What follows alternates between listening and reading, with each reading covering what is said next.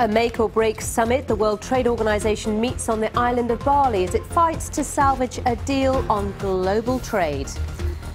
An Italian fashion house, Ferragamo, eyes the business prize in Southeast Asia.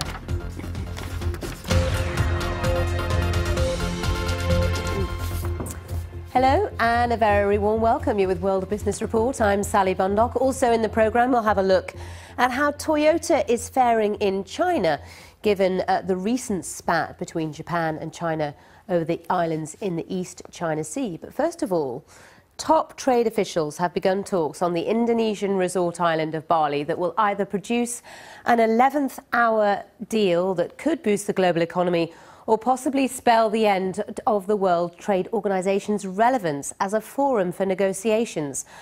The hope is that 159 members will agree to its first ever accord aimed at removing barriers to trade. Now, there is a lot at stake, as it's estimated this deal could add $1 trillion to global trade. Here's the BBC's economics correspondent, Andrew Walker. There's often a hostile reception when the World Trade Organization comes to town, so the anti-WTO chants in Bali, outside the US consulate, will have a familiar ring as delegates get down to business. They'll try to make progress with trade liberalisation negotiations known as the Doha round that were launched 12 years ago. There's no chance of a full agreement, but negotiators at WTO headquarters have been trying to get a deal on part of it, including cutting red tape, food security and lower barriers such as customs duties for exports from the poorest countries. Trade negotiators came close to a deal in the preparations for the Bali meeting, but in the end there was no agreement. The WTO's Director General, Roberto Azevedo, says a deal would deliver jobs and opportunities, but failure in Bali would have grave consequences for the multilateral trading system. He said it would fail the business community and the world's poorest people. Andrew Walker, BBC News. Well, let's speak to a correspondent who's at those negotiations right now, Alice Budisatrio. Alice, nice to see you.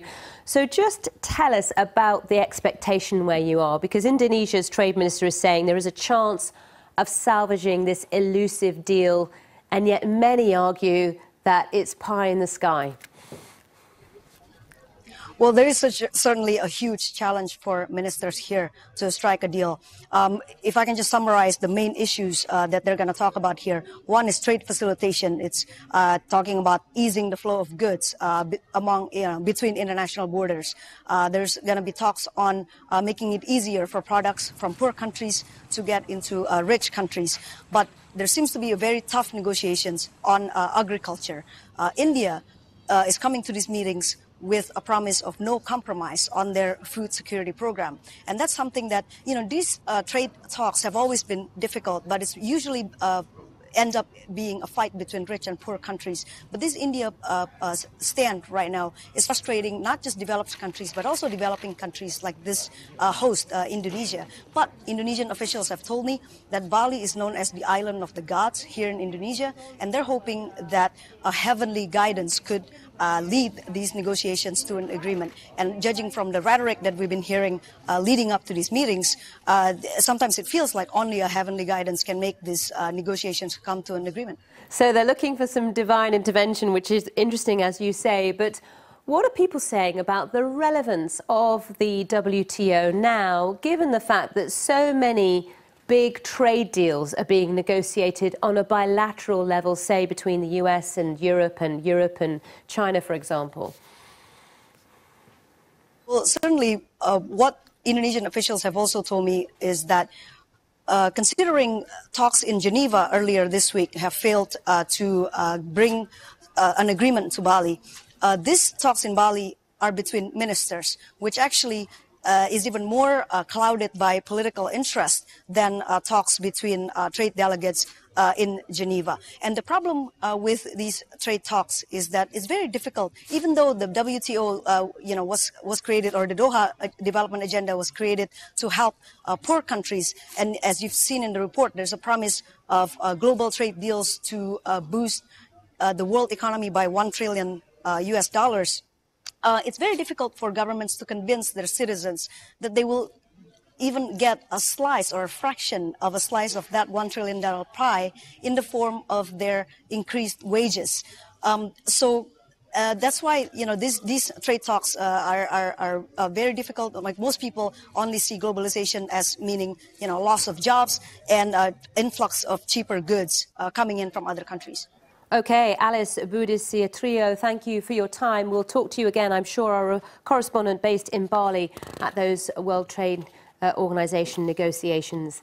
Now, let's talk about Toyota, because it's seen a big jump in sales in China in November, and some say this is a sign that consumers haven't been put off Japanese goods, despite the recent spat over disputed islands in the East China Sea. Let's go to Rico Hizon, who joins us from our Asia Business Hub in Singapore. Nice to see you, Rico. So tell us more about this, because, of course, the spat between China and Japan, yet again, is only very recent, isn't it?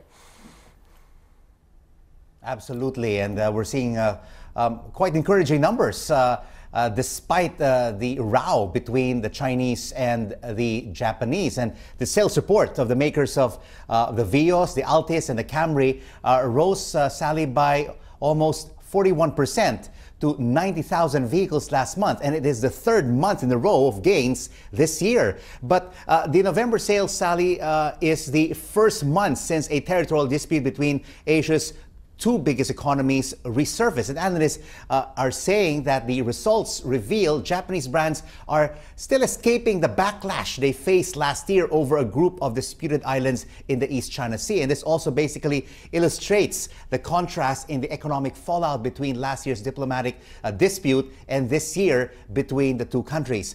And car analysts say the pressure on Japanese automakers will always be there, and they will always need to find the best way to cope with the current situation, given that China is a must-have market.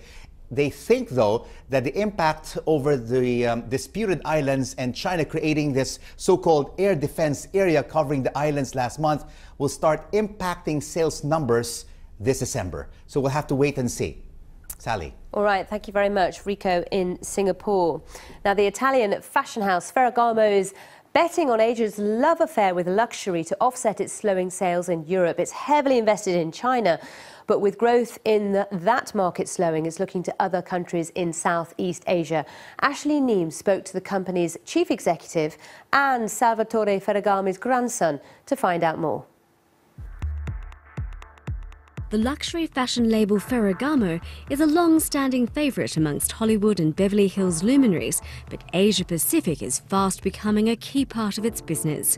The region now accounts for nearly 40% of sales, largely driven by demand from China, but not the country's big cities, as many might think. Beijing and Shanghai have probably been overestimated in terms of potential, so every brand has 4 or 5 stores. The competition between different brands, new brands, is very high, and the local consumers, they have the opportunity to travel more abroad. While they cannot travel from second and third tier cities, it's more difficult for them to get a visa. So our strategy to distribute, to cover the whole Chinese territory has been a very good one. Ferragamo's CEO believes there are still big opportunities for growth in other parts of Asia, including Indonesia, Vietnam and the Philippines, and the company is relying on digital technology and social media to give it a competitive edge. Even today we do a fashion show, it's live streaming, so anybody can see it on the web at the same time as it's actually happening in Milan. So the information is readily available, and this is creating a little bit more commonality than what was in the past. With big profits in Asia, many luxury brands are putting in a big effort. So how is this firm trying to distinguish its brand? We're actually launching a made-to-order program for the Greater China market and also for Southeast Asia, where we will give the possibility to the customer to come and order their shoe on a specific style and a couple of specific styles where they can select the material, they can select the gros-grain, they can select the color of the ornament and have the shoe personalized for them with the initial underneath. That is becoming more important, I think, today, as everything is becoming so available, and the personalization, the ability to select something which is only made for them, for her, and on her specific need, really is what the quality and what luxury has become. An old brand trying new tricks. just one sign of how tough it has become for all luxury brands, given Chinese spending on these products has dramatically slowed in the past 2 years. Ashley Neame, BBC News. And we'll talk you through the newspapers in just a moment. Stay with us.